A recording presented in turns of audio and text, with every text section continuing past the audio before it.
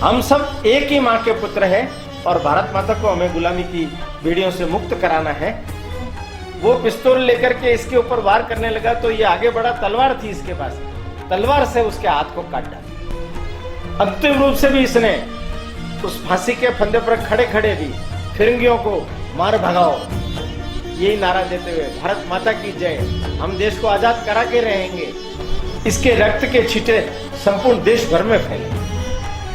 ये जो क्रांति की चिंगारी थी ये संपूर्ण देश भर के अंदर फैली।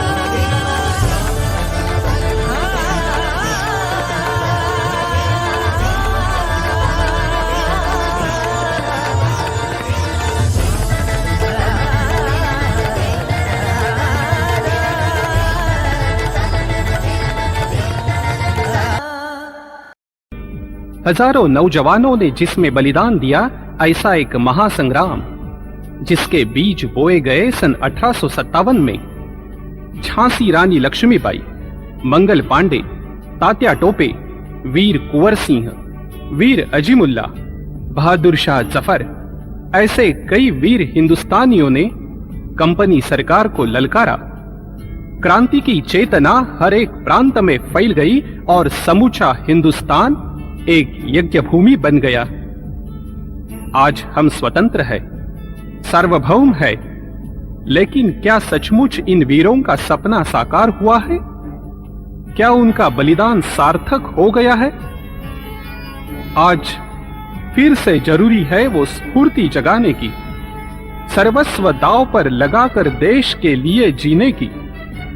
1857 के क्रांति पर्व का स्मरण ये एक प्रयास है। जिसकी चिंगारी हृदय में प्रेरणा साहस जगा दे और जनमन का सहज में मोह भ्रम भय सब जला दे। उस अनोखी आग को,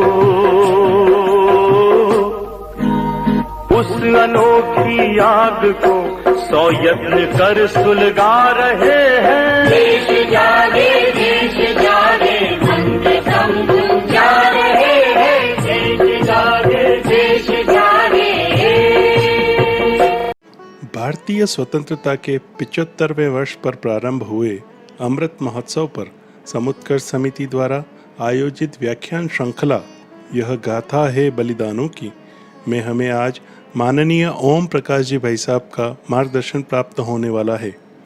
आदरणीय ओम जी भाई साहब हम सभी के सुपरिचित हैं। पूर्व में समुत्कर्ष समिति द्वारा आहूत विभिन्न व्याख्यान मालाओं में और अन्य अवसरों पर हम सभी को आपका संस्कृति परक जीवन मूल्य संवर्धक पाथेय प्राप्त होता रहा है। मैं आज के इस पुनीत अवसर पर मान्यवर भाई साहब से निवेदन करूंगा कि हमें प्रबोधन प्रदान करें। मान्यवर ओम जी भाई साहब।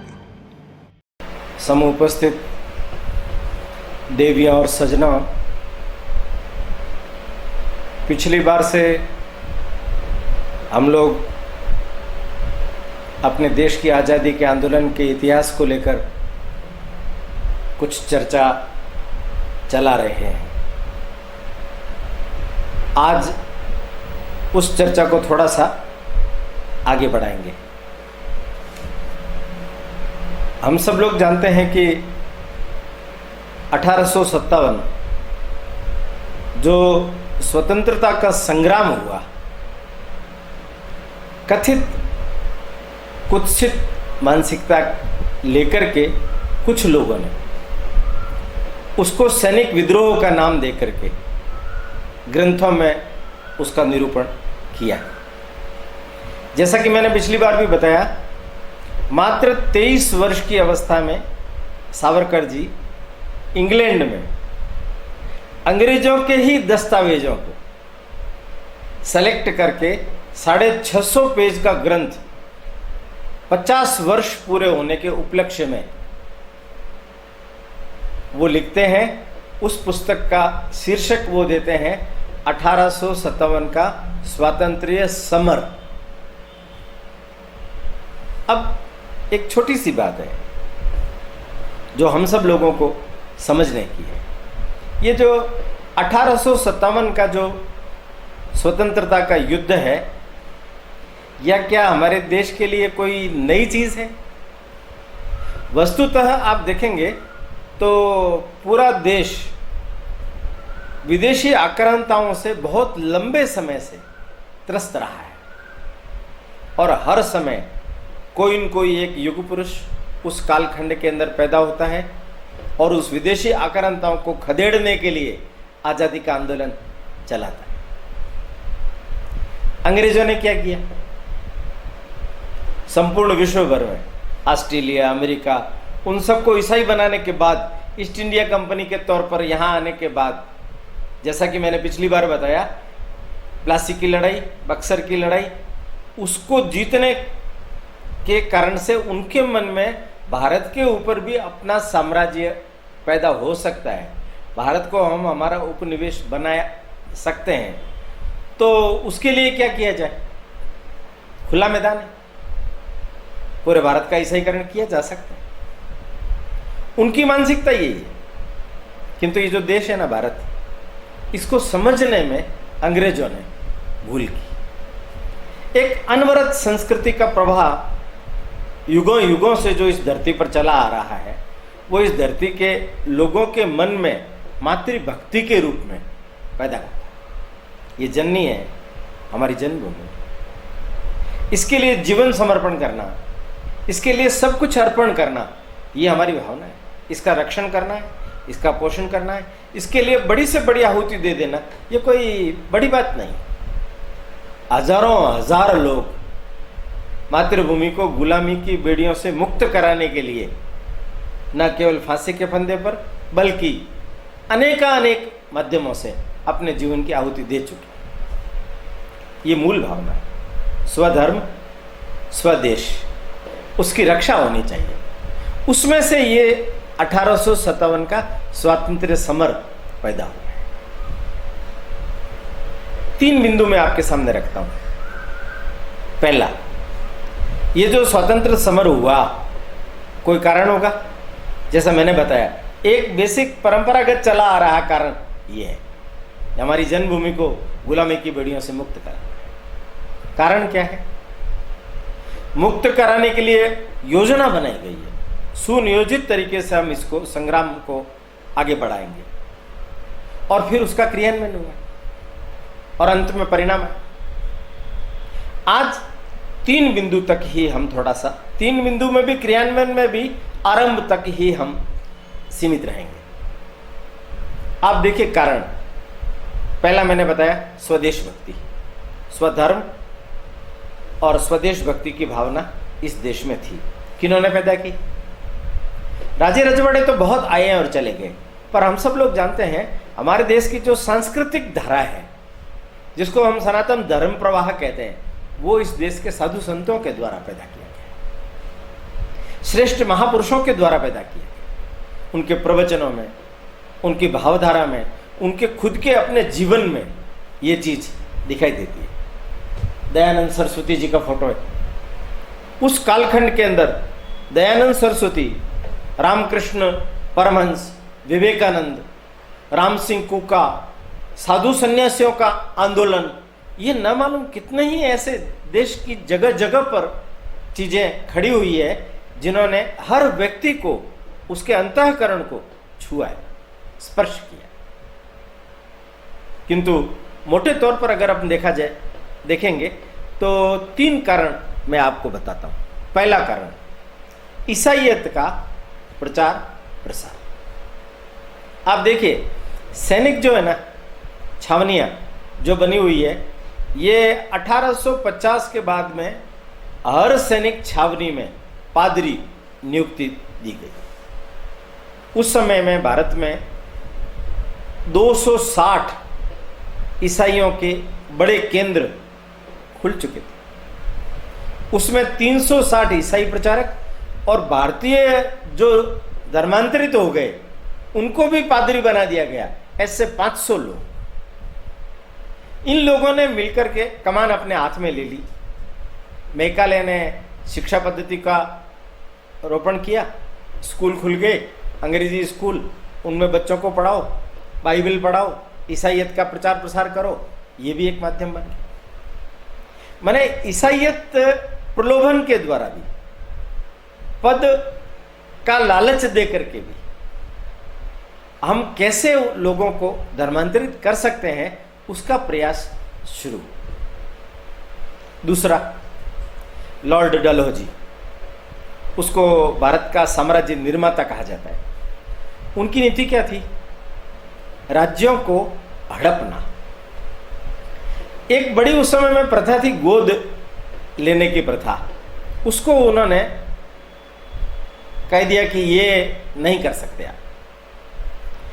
उत्तराधिकार का जो अधिनियम है, उन्होंने अपने वहां नियम बना करके उसको निरस्त कर दिया कि भाई आप उत्तराधिकारी किसी को चयन कर ही नहीं सकते।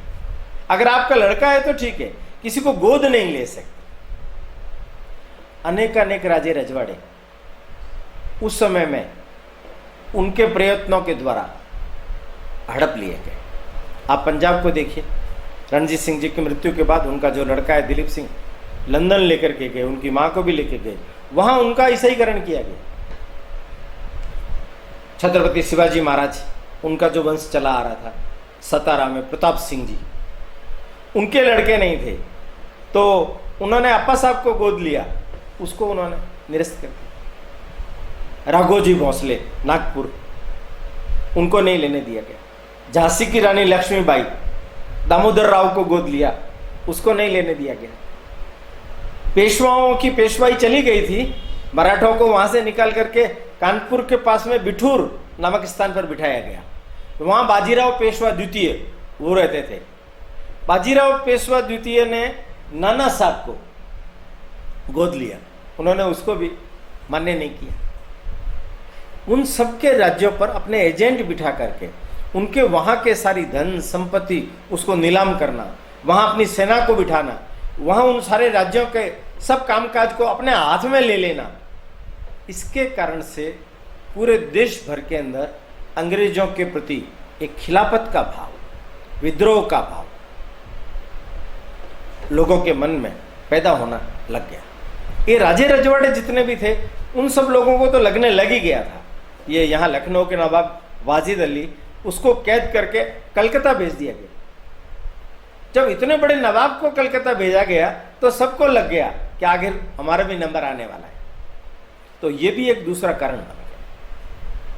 तीसरा कारण एक और बना, जो समझने के लिए मैं आपको बता रहा हूं। पूरे देश भर में ये जो सैनिक छावनियां थी, इन छावनियों के अंदर कुल 2,86,000 सैनिक थे, जिसमें से 2,38,000 हिंदू थे, बाकी अंग्रेज थे। उनकी दृष्टि इन पर थी।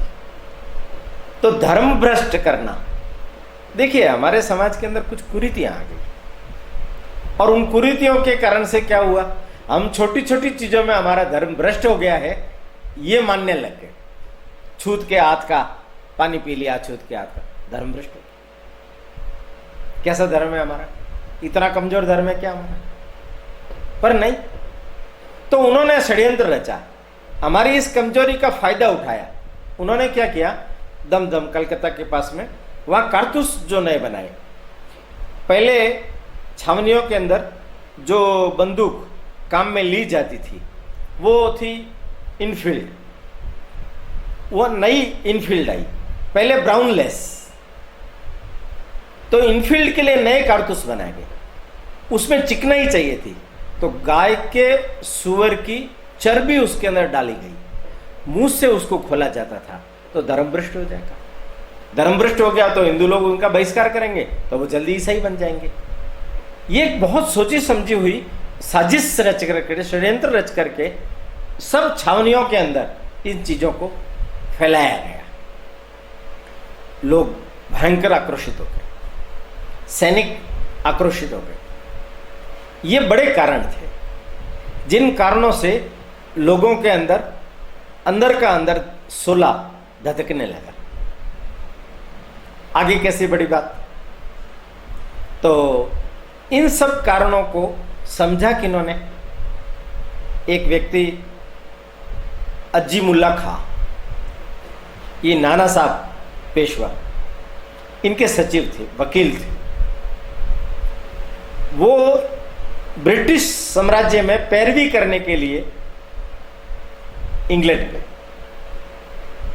उसी समय योग ऐसा बना, सतारा के अप्पा साहब, उनकी भी पैरवी करने के लिए एक दक्षिण से रंगोजी बापू, वो भी वहां पहुंचे। ये दोनों बहुत विद्वत पुरुष थे। इनको देश की नब्ज का ज्ञान था, देश की परिस्थिति का ज्ञान था, अंग्रेजों के षड्यंत्र का ज्ञान था।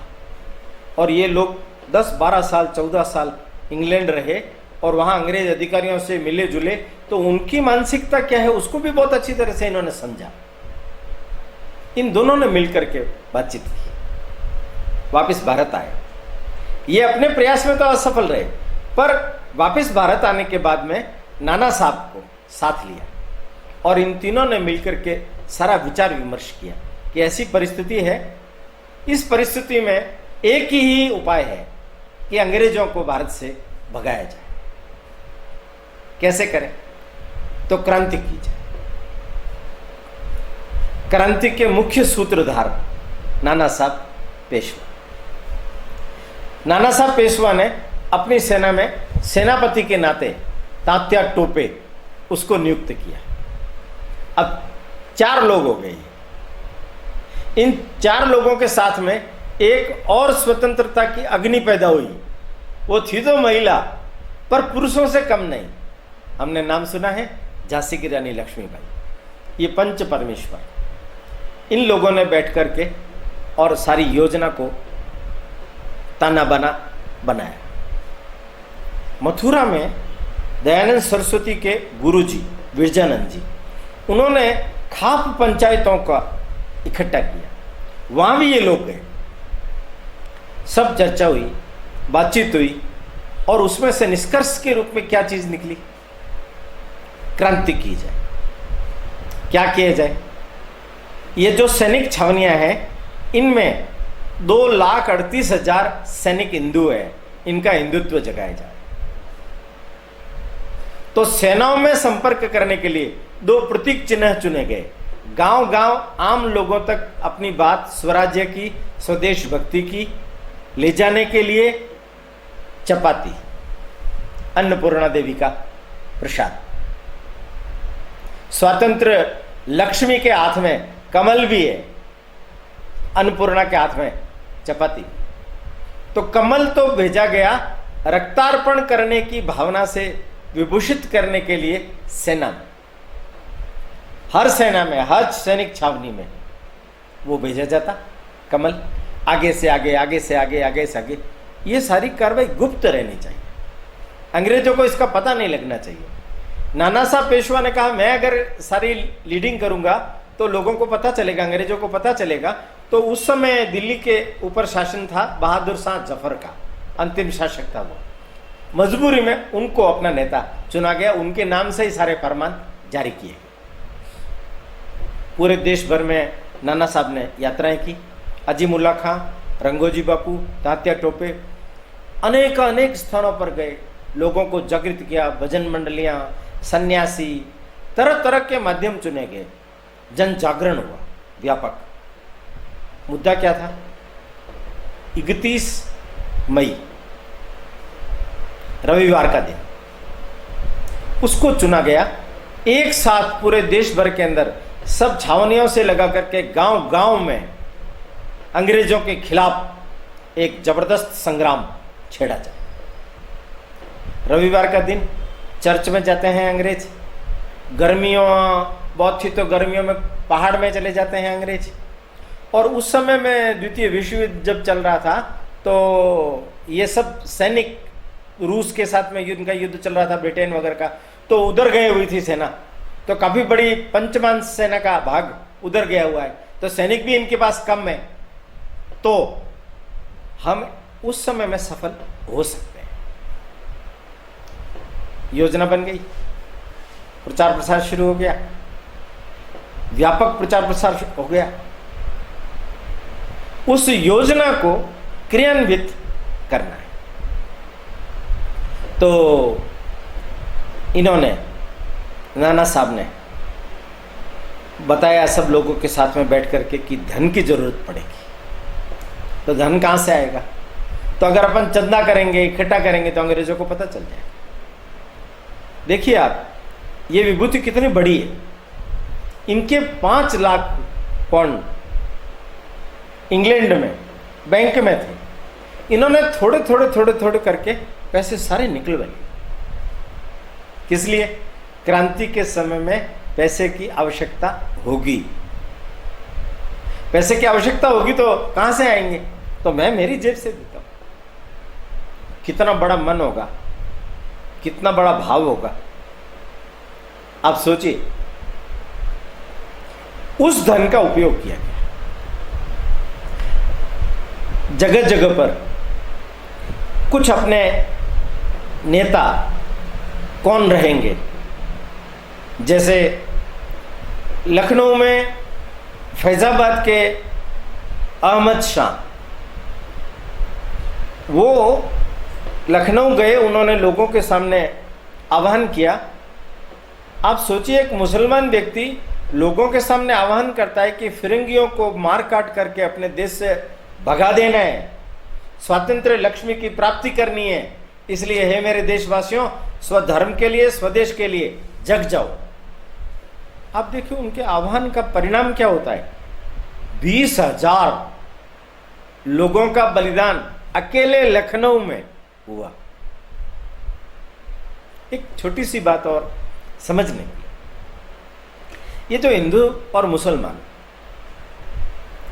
ये अंग्रेजों के द्वारा चलाया गया और बाद में कांग्रेस के कुछ नेताओं ने तुष्टीकरण की भावना से विभूषित होकर उसको आगे बढ़ा दिया। आज भी हमारा देश धर्मनिरपेक्षता के नाम पर इस विभाजन को भोग ही रहा है।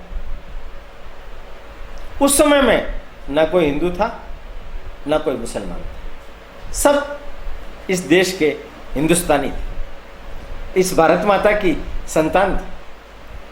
भारत माता को गुलामी की बेड़ियों से मुक्त कराने के लिए हम सब लोगों को लगना है, एक साथ मिलजुल करके लगना है। इसी भावना से वो लोग लगे। सुअर की चर्बी और गाय की चर्बी, मुसलमान का भी धर्म भ्रष्ट, हिंदू का भी धर्म भ्रष्ट, दोनों की धार्मिक भावनाओं के ऊपर आघात।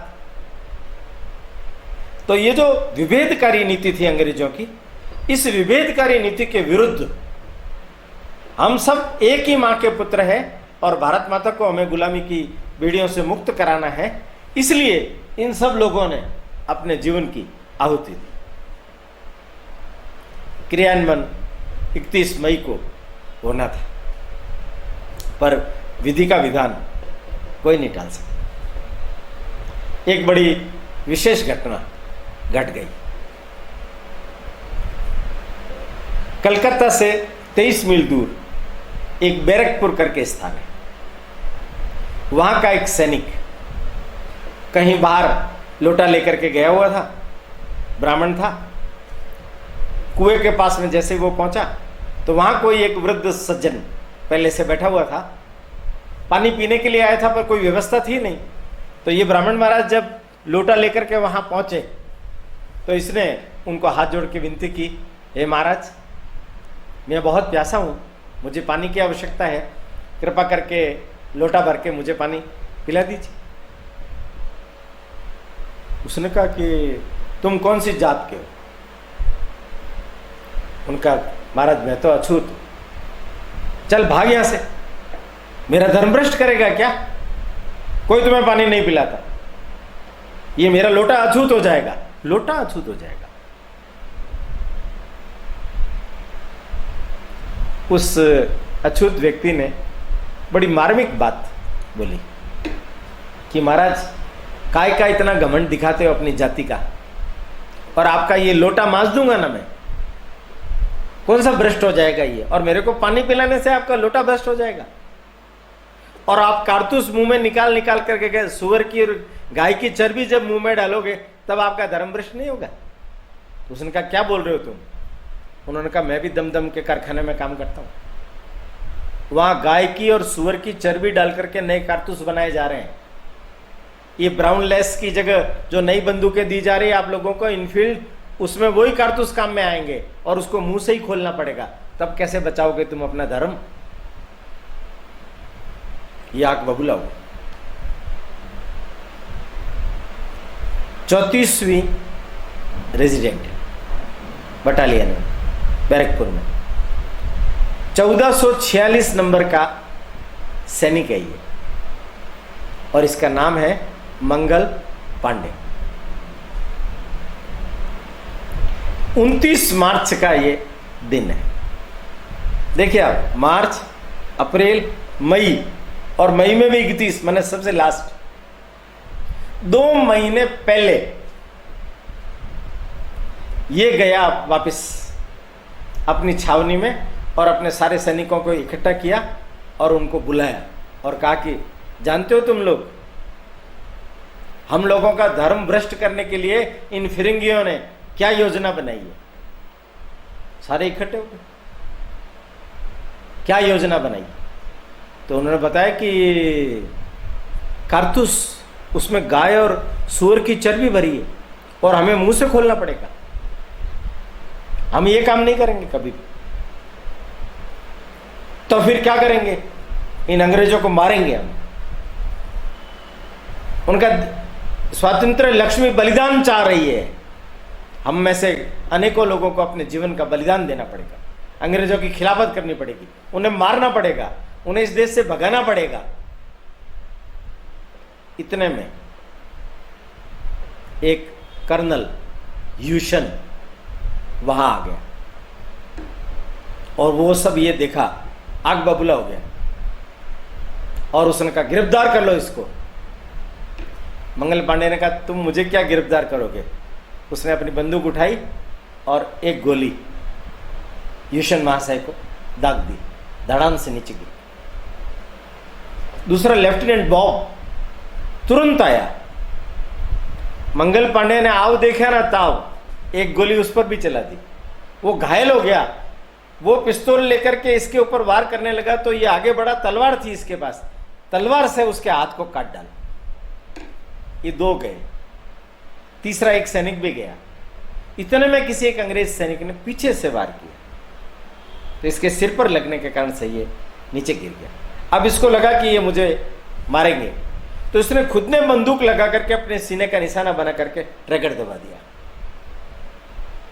पर दुर्योग था इसका, ये मरा नहीं, घायल हो गया।